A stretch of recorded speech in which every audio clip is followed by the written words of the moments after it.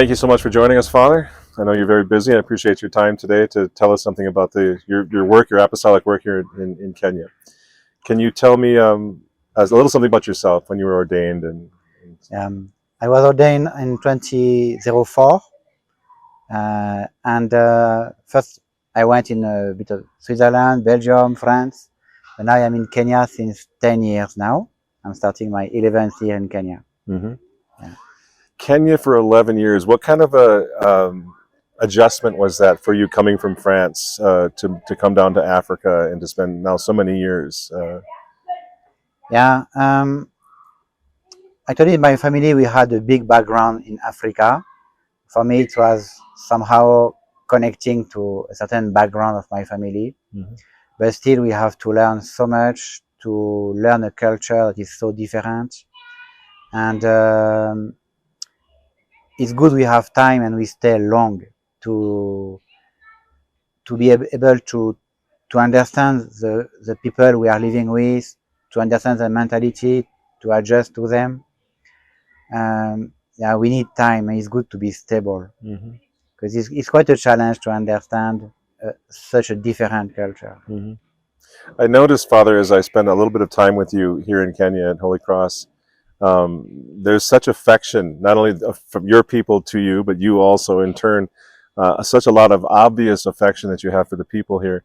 I would imagine for a missionary like yourself, that love for the people is very necessary to keep you engaged in an apostolate like this for so long, the people themselves. Yes, of course, we really need to love our people. Mm-hmm. I think if we don't love our people, we can do nothing good. Mm-hmm. Because actually our religion is just about the love of God, and how can we communicate the love of God if we don't love ourselves? Mm-hmm.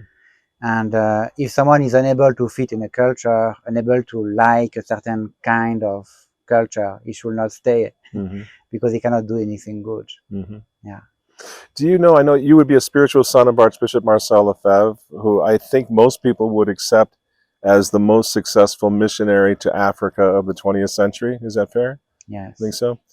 He must have had he must have had a similar love affair with the African people to dedicate so much of his life to the church in Africa. Yes, I think all the great missionaries have been passionate about what they were doing, Mm-hmm. and they were really loving their population. Mm-hmm. When we have known even people like Father Marziac, who was a French missionary, Mm-hmm. we have known him, and we see the kind of passion of love he had for his mission, for his people. Mm-hmm. Yes, I think it's really necessary. Mm-hmm. But not only in Africa, I think everywhere. Everywhere. Can you say something about Archbishop Lefebvre's legacy? I know he was very successful, obviously more in Western, in Africa and Dakar and Gabon and so forth. But it seems like his legacy, by the end of his time as a missionary in Africa, he was considered the number one prelate through all of Africa. Isn't that true? So would you say that your mission here at Holy Cross in Kenya is also the fruit not only of the Society of St. Pius X, but also of the missionary effort in Africa of Archbishop Lefebvre himself? I think, of course, for us, it's a special inspiration that the priests in France or in US maybe don't have this connection with Bishop Lefebvre as a missionary. Mm-hmm.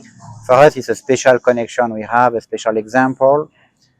And of course, the priests in my missions, they don't have always been the same. Bishop Lefebvre has given an example of love, I think, for his people, of care. Mm-hmm. He was, as we say, passionate about his mission to help his own people. And I hope we are trying to walk on his steps and imitate him. Yeah. Mm-hmm. It's our wish actually to reproduce the life of Bishop Lefebvre, Mm-hmm. and we have this privilege to do it in the same circumstances that he did it himself Mm-hmm. in Africa, in a mission country. Mm-hmm. It's interesting, Father, because as an American traditional Catholic all of my life, in a sense, Archbishop Lefebvre, because I'm an older man now, Archbishop Lefebvre was a missionary to us as well in a different way, because he was one of the great prelates that had the courage and the faith to stand up when the church was in crisis and to voice his defense of the church. So I wonder if you could say something then, because in that sense, it was the Latin Mass that Archbishop Lefebvre helped bring back. What role does the Latin Mass itself play now in your missionary work here in Africa? Just specifically the liturgy. What role does it play? Actually, we have so many testimonies of faithful who discover this rite because for them they have no idea of what was this traditional Mass. Mm-hmm. Yes, we have some elders, they knew it, but now it's a new generation to rediscover it, and they have a great enthusiasm about it. Mm-hmm. The African soul is deeply religious. They really deeply connect with God, and the traditional Mass is for them a wonderful opportunity to connect God in an atmosphere of silence, sacredness, and they don't have that today. Mm-hmm. You have the Protestant liturgy that are just music and dancing and Alleluia and all that. You have the modern who copy this kind of liturgy, and there is no sacredness, no intimacy, no silence, no contemplation. And when they discover this Mass, many of them, they are just conquered immediately by this Mass. And they say, I cannot go anywhere else. So many faithful are telling us, I cannot go anywhere else. It's finished. I have, and even we have some faithful who they are getting angry. Say, we have been stolen that. You mean this is what was in the church before? And we have been stolen that. We discovered that after 20, 30 years of practice. And you mean we have been cheated? We have been stolen this treasure of the church. And they are even angry to have been stolen that, this liturgy. So it really goes against the idea that the Catholic priests, the missionaries, are forcing something foreign onto the African people, and they don't want this at all. I spoke to some of your parishioners who were saying she said she felt offended that people think that Africans are going to want to dance, for example, at Mass. She said this is not at all what we understand. It's almost a racist thing to say that what our cultural preferences are. Now we have to put that into the liturgy. So what you just say would suggest just the opposite, that the Mass has had the same effect on the African people that it had on the Europeans and on the Americans all around the world historically, the Latin Mass. Yes, exactly. And they are not afraid by Latin. Of course, at first, people who have no idea, they are a bit lost with this Latin Mass. But after 1 month, they are in. And for the children, it's even like a mother tongue for them. They grow with it, like everywhere in the world. And they are proud. They are very proud of this Latin Mass, and they love it so much. Yeah. Can you say something, Father, about this morning? You had a beautiful Marian procession. It must have gone on for a mile or a mile and a half around your neighborhood here in Kenya. How is your apostolate received by just regular people, your neighbors living nearby? Yeah, we have two kinds of neighbors. We are at the limit between the slum and some high-class people. And of course, in the slum, people are very simple, very religious. They respect a lot religion, more than people who are influenced a bit more by the modernity, are more distant with religion. But still, in Kenya, it's totally normal to be religious. I think it's like in the States, where it's normal to have a religion. For us, coming from France, it's very different because there it's unacceptable to be religious. But here, still for us, it's a wonderful surprise to see how normal it is to pray, even in a public space, even in a public meeting. The priest is asked to pray at the beginning, even in auction. Oh, Father, can you pray before the auction? And God has His own place in society, and that is good. Actually, it's good. Yeah. Can you say something too? I've just been so impressed with your community. I haven't gotten to meet many of them, but the ones that I have, it's been across the board. What can the African Catholics teach the rest of the Catholic world in terms of their appreciation for family, their appreciation for hospitality, for charity, for kindness, and for a joy of life and a joy in being a traditional Catholic. I've seen so much joy here at your presence here, as what's happening here at Holy Cross. Can you say something about what the world can learn from the African traditional Catholics that really is very beautiful? First of all, I will say piety, because sometimes even traditional Catholic, of course, they can be pious, but sometimes it's a bit intellectual. You have an intellectual fight for doctrine, but here the piety is first. They are happy of this Mass because it's uniting them with God. And you can see after the Mass, they can stay so long praying after Mass. When in some other countries, people they just run away after the Mass very quickly, you know. Here you see a deep piety. And for us, even for us, priests is a support for our own piety to say how much faithful are pious. And that is it's really a gift for us and a great support. This piety of the faithful, a great lesson. They can really pray. Yeah, that is good.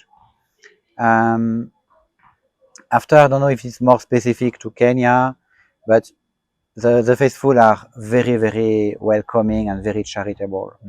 They love to receive gifts. They are very kind and open-minded. It's not the case in the countries around. Even it's not the same mentality always, but Kenyans are very, very open. Yeah. There was a time recently when the whole world was focused in on Africa due to the African bishops with respect to fiducia supplicans, and the African bishops immediately reacted, and I think they were reacting in a way very defensive of natural law and what they saw. And many of us from that moment on had a lot of hope. Not that we're saying the African bishops are traditionalists. I don't think most of them are traditionalists, Latin Mass bishops, but a lot of us experienced a lot of hope there that Africa did demonstrate the courage to stand up when everyone else was basically remaining silent. What's your impression of the African bishops in that sense? Yeah, I think we are more connected to the reality, their less ideology. In Africa, all this doctrine of LGBT can only be rejected violently by culture.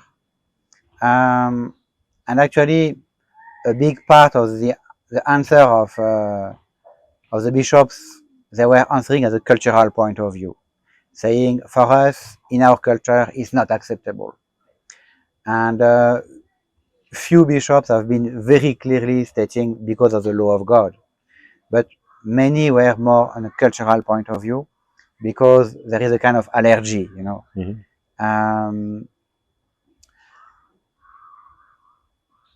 The church here in Kenya, for what I know,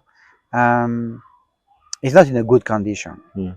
The clergy is not very good. Mainly the diocesan clergy is a bit scandalous. Yeah, it's not very good. We have some few bishops in Kenya who are trying the respect for the Holy Eucharist during COVID, but I will not say it's a fantastic, so fantastic, no, because yes, on this point of morality, they had to react because it is culturally impossible to accept, and the faithful would have never accepted the bishop not to react. But in terms of liturgy, it's horrible. The liturgy is not good at all. In terms of teaching of faith, I don't think the catechism is strong. The faithful are still very Catholic. The faithful are very good. They are very pious, they are very generous. They will be able to receive any kind of good doctrine very willingly, but the clergy is not giving it. So then, I guess my towards my last maybe two questions quickly would be about the traditional Latin Mass making the movement making advances like it's doing right here in Kenya. It seems to me, from what I've seen, uh, that's going to happen. That's going to continue to expand because there's such a hunger for it. So, in that sense, traditional Catholicism in Africa offers hope that it seems like once you're established, once you have the finances and the infrastructure to set up a mission, you're almost guaranteed, with God's help, success in the mission. Yeah, you can open any church from any denomination; it will be always full. Mm. But even traditional Catholic Church will be full. Mm. But they are so religious that actually you can open a church anywhere, we will feel it. If we are regular, if you go every Sunday, Mm. you will feel the church everywhere, in any village, everywhere, because people are pious. And of course, now when we come with something really serious, this level of seriosity we have in society, Mm. commitment, exemplarity, of course, the faithful are enthusiastic and they adhere a lot. Yes, Mm. yes, we could start a chapel in every city in Kenya. It will be full. It is not a problem. After its lack of priests, we just need more priests. Mm. I believe uh, I believe we will extend, but our society is unable to answer the demand of everybody. Right. We need to we need this mass to be free. Mm-hmm. We need the diocesan priest to learn it and to love it and to say it. That more people can access it. Mm-hmm. So to that end, Father, because you have good relations here in Kenya and you're established, I think a lot of American viewers especially would love to know how to support your work, because if this could become an even bigger center for the traditional Catholic faith in Africa, everyone in the world benefits, not just the Kenyans, but everyone has the additional graces and the additional inspiration and hope. So is it possible for people back home in the States and in Europe to contribute specifically to this mission, which has already got such a great foothold here in Africa? It's already established. And I think you mentioned something about it possibly even being able to expand it further. Can we support? Can people help? How can people help? Yes, of course, people can help and support. We need to develop, and here we have already a wonderful place where we have this church. We have opened here in 2006. We have bought this priory in 2009. We have built a whole secondary school, a primary and secondary school, where we have a very good quality school and a very strong Catholic school, and we do a wonderful work. But we have a lot to do. We have bought the plot that is behind, and we want to build a big church. We need to have a church that can be the face of tradition, Mm-hmm. a real Catholic traditional church that can show the beauty of this liturgy in a proper setup. We have planned to build a big church, at least for 600, 700 people, and we need that. Mm-hmm. We need that. It will be a very good center of apostolate. Like, we want to attract. Actually, we want people to come and discover the beauty of this traditional liturgy and to experience a traditional Catholic parish with all the activities, all the life. And you have seen how lively it is here, Mm-hmm. how the faithful can stay the whole Sunday, having food, having tea, coffee, staying there, speaking. We have all these conferences, this catechism from the priest, these groups meeting. This is a real parish life, and we want Holy Cross to even to grow and develop and be able even to welcome people coming even from abroad, some other African countries, to discover and to see by themselves what is this Mass, and also to receive young men. So many vocations in Kenya. So many young men are sincerely having the desire to be priest, but they need to discover the traditional mass, needs to discover our society, to know what is this traditional priesthood. Because if they go in the diocese, they will lose themselves. Mm-hmm. It will be a waste of their vocation. Mm-hmm. Yeah. We still want also to build a second school also, because our school is almost full actually. How many students? We have 202 students. Wow. But we limit at 20 per class. Mm-hmm. Some classes are already full. And one day we'll have a second school for girls. We want also to have a convent for sisters. And we are wishing to buy another plot actually, where we could establish a convent for sisters and a school for girls also. Mm-hmm. And now we'll have everything together. Mm-hmm. It's like a small city. As I say, we started as a church, and now we are a village actually. Mm-hmm. We are a village, we are a Catholic village with a church in the middle, with a school for boys, a school for girls, the convent of the sisters, and many parishioners are settling around. Some estates are just majority of Holy Cross people. Mm-hmm.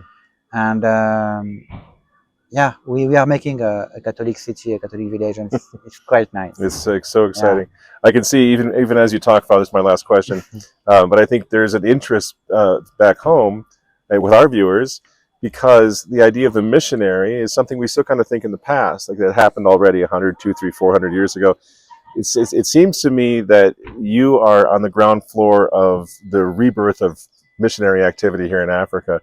And it's a simple question, because we've talked about the faith, we've talked about the Mass, we've talked about the divine and the spiritual part of this, but I have a question for you to close things out.